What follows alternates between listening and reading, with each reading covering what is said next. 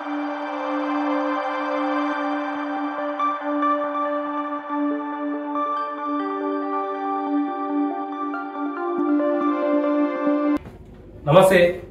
నేను మీ Raman Rajesh, MS Agarwal foundries private limited నుంచి ఉత్తమ్ నిర్మాణ ఛానల్కి స్వాగతం.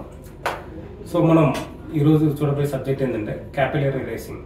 అంటే మీకు వాల్ మీద అవుట్ సైడ్ వాల్స్, రైనీ సీజన్లో మీకు అవుట్ సైడ్ వాల్స్లో కింద నుంచి గ్రౌండ్ నుంచి చెమ్ము అన్నది పైకి ఎక్కుతుంటుంది. ఈ చెమ్ము పైకి ఎక్కకుండా మనం ఇంతకుముందు ఒక వీడియో చేసాం. అందులో వాళ్ళ నుంచి 1.5 feet 2 feet వరకు కాంక్రీటింగ్ చేసుకొని ఫినిషింగ్ చేసుకుంటే మీకు చెమ్ము ఎక్కదని మనం ఒక పాయింట్ చెప్పాం. ఓకే, అక్కడ వరకు చేస్తే సరిపోతుందా అంటే ఇంకొక చిన్న పాయింట్ ఇక్కడ మిస్ అయ్యాం. ఏంటంటే కాంక్రీటింగ్ చేసి ఫినిషింగ్ చేసా కూడా మీకు తర్వాత రైనీ సీజన్లో వాటర్ కింద కంటిన్యూ పడుతూ ఉంటుంది, ఆ ఫ్లో పోతుంటుంది. పోయిన తర్వాత కూడా కొంతసేపు ఆ మాయిశ్చర్ అనేది అట్లనే ఉంటుంది. ఆ మాయిశ్చర్ అనేది మెల్లగా పక్కన ఉన్న వాల్లో కూడా ఎక్కడం జరుగుతుంది. ఆ వాళ్ళు ఎక్కకుండా మనం ఆపాలంటే ఏం చేయాలంటే ఈరోజు సబ్జెక్టు మెయిన్ థింగ్ ఏంటంటే ఆ వాల్కి చెమ్మను పైకి ఎక్కకుండా స్టాప్ చేయడానికి మేజర్గా మనం ఏ వాటర్ ప్రూఫింగ్ చేసినా కూడా ఎక్కుతుంటుంది. అది కొంతసేపు మాయిశ్చర్ పాకుతూ ఉంటుంది. దాన్ని మనం అరెస్ట్ చేయాలంటే first main thing bituminous material ఉంటుంది. మీకు అందరికీ తెలుసు, డాంపర్ రోడ్లో వాడుతుంటారు.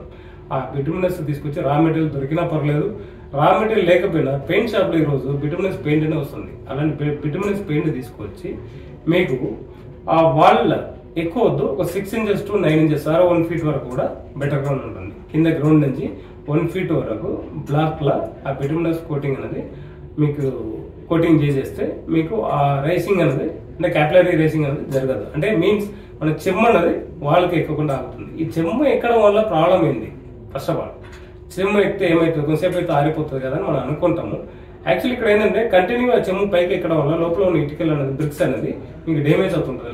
లాంగ్ లాస్టింగ్ ఇమీడియట్ ఎక్కడ కూడా జరగవు. లాంగ్ లాస్టింగ్ లా ఆ బ్రిక్స్ అనేది సర్ఫేస్ అనేది డ్యామేజ్ అవుతుంటది. సర్ఫేస్ డ్యామేజ్ అయినప్పుడు నా బాండింగ్ ప్లాస్టర్ కూడా డ్యామేజ్ అవుతుంది. ఫస్ట్ ఇన్సియల్ క్రాక్ వస్తుంది. క్రాక్ డెవలప్ అవుతా మీకు పెచ్చిలాక అట్లా లేచి కింద పడుతుంటది. సో దీనివల్ల మీకు జరిగే ప్రమాదం ఏంటంటే స్ట్రక్చరల్ క్రాక్స్, వాల్స్ లో పెద్ద స్ట్రక్చరల్ క్రాక్స్ పడుతుంటాయి. దీనికి మెయిన్ స్ట్రక్చరల్ క్రాక్స్ తర్వాత మనం పాయింట్ మాట్లాడతాం ఎలా చేయాలని చెప్పేసి.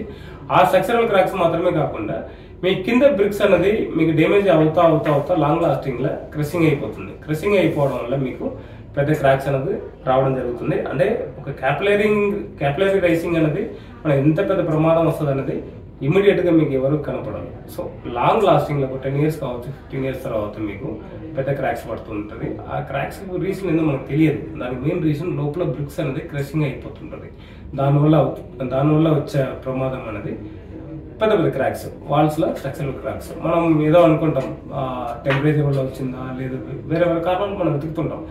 ఇనిషియల్ ఇక్కడ కింద బ్రిక్ అనేది క్రష్ అవ్వడం వల్ల వచ్చే ప్రమాదం అనేది స్ట్రక్చరల్ క్రాక్స్. ఆ క్రాక్స్ రాకుండా మనం అవాయిడ్ చేయాలంటే క్యాపిలరీ రైసింగ్ అనేది అరెస్ట్ చేయడం. క్యాపిలరీ రైసింగ్ అరెస్ట్ చేయాలంటే మెయిన్ థింగ్ బిటుమినస్ పెయింట్ తీసుకొచ్చి కోటింగ్ చేయడం. చుట్టుపక్కల ఎక్కడైతే వాటర్ బాడీస్ అంటే మీకు for example out side wall, maximum internal గా అయితే వాటర్ రాదు, అవుట్ సైడ్ వాల్ ఈ పని చేయడం వల్ల మీకు క్యాపిలరీ రైసింగ్ అనేది కంట్రోల్ అవుతుంది. సో ఫర్దర్ గా మనకు వేరే ఇన్ఫర్మేషన్ కావాలని మన ఛానల్ ఫాలో చేస్తుండండి, సబ్స్క్రైబ్ చేయండి. Thank you.